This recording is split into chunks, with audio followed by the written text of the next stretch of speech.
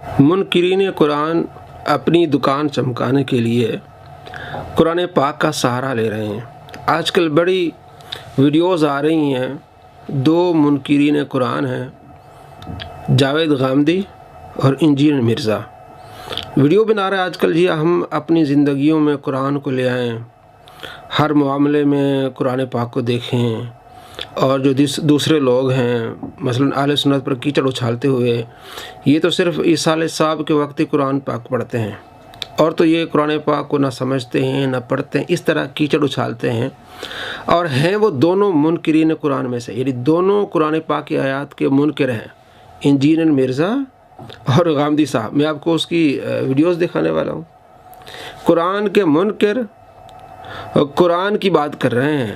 الحمدللہ اہل سنت قرآن پاک کو پڑھتے ہیں، اس پر عمل کرتے ہیں، اور یہ ہر روز کوئی عیسیٰ صاحب تو نہیں ہوتا، مدارس میں قرآن پاک پڑھا جا رہا ہے، ان کی تراجم، اور مساجد میں الحمدللہ ہمارے یہاں بھی آپ دیکھتے ہیں روزانہ فجر کے بعد درس قرآن ہوتا ہے۔ اس سے پہلے ہم نے قرآن پاک مکمل ترجمے اور تفسیر کے ساتھ پڑھایا ہے، اور کافی ساری مساجد میں یہ عمل ہو رہا ہے، لیکن انہیں اپنی دکان چمکانے کے لیے اس طرح کی کیچڑ اچھالتے ہیں۔ میں آپ کو دکھاتا ہوں کہ غامدی یہ قرآن پاک کی کئی آیات کا منکر ہے، قرآن پاک کی ایک آیت کا منکر جو وہ کافر ہو جاتا ہے، اور یہ خود قرآن پاک کی آیت کا منکر ہونے کے ساتھ قرآن پاک کی آیات کا مذاق اڑا رہا ہے۔ جنت میں حوریں ہوں گی جنہیں جنت سے پہلے کسی جن و انس نے چھوا نہیں، کیا اہل جنت ان حوروں کے نتیجے میں اولاد سے بہرہور ہوں گے؟ ایک تو یہ سمجھ لیجئے کہ یہ حور کوئی مخلوق کا نام نہیں ہے، یہ ایک ایڈجیکٹو ہے، اس کا مطلب ہوتا ہے آہو چشم، یعنی یہ عورتوں کی صفات میں سے ایک صفت ہے۔ تو آپ کی بیویاں انشاءاللہ یہ ہوں گی۔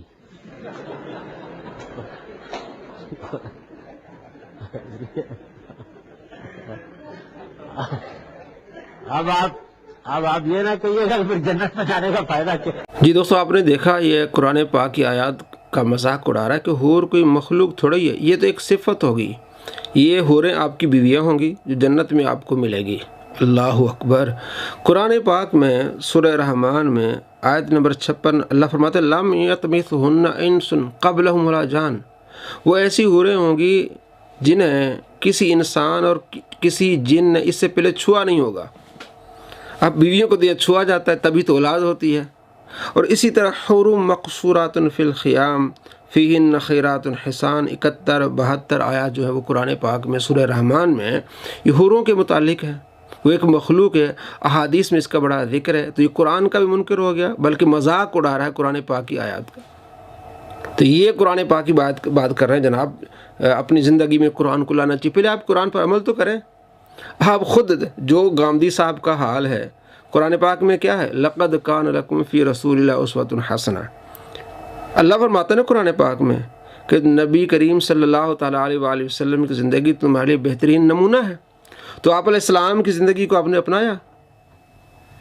اللہ کریم فرماتا ہے من یطع الرسول فقد اطاع اللہ، جس نے رسول کی اطاعت کی اس نے اللہ کی اطاعت کی۔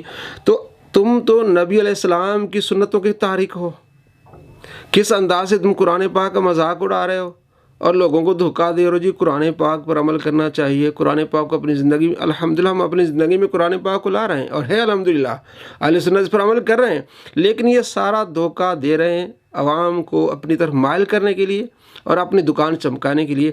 دوسرا جو ہے قرآن کا منکر ہے انجینئر مرزا، اس نے سورہ توبہ کی آیت نمبر 40 سے ثابت کیا ہے کہ حضرت ابوبکر صدیق رضی اللہ تعالیٰ عنہ صحابی ہیں، قرآن سے ثابت ہے، اور جو حضرت ابوبکر صدیق رضی اللہ تعالیٰ عنہ کی صحابت کا انکار کرے وہ کافر ہے۔ اس کے بعد خود اس آیت کا منکر ہو گیا ہے، قرآن پاک کی اس آیت کا منکر ہو گیا، کہتا ہے کہ ابوبکر صدیق رضی اللہ تعالیٰ عنہ کا انکار کرنے سے کوئی اسلام سے نکلے گا نہیں، خارج نہیں ہوگا، کافر نہیں ہوگا۔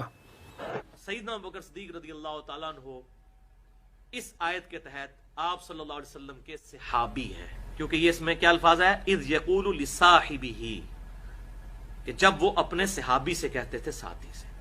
اب چونکہ سیدنا ابوبکر صدیق رضی اللہ تعالیٰ عنہ کی صحابیت قرآن سے ثابت ہو گئی ہے پرٹیکولرلی، اس لیے آپ رضی اللہ تعالیٰ عنہ کی صحابیت کا انکار کرنے والا کافر ہے، جو آپ کی صحابیت کا انکار کرتا ہے۔ اسلام میں داخل کرتے وقت جو چیزیں آپ نے کسی سے پڑھوائی تھی نا، جب تک وہ ان چیزوں کا انکاری نہیں ہوتا اس وقت تک اسلام سے نکل نہیں سکتا وہ۔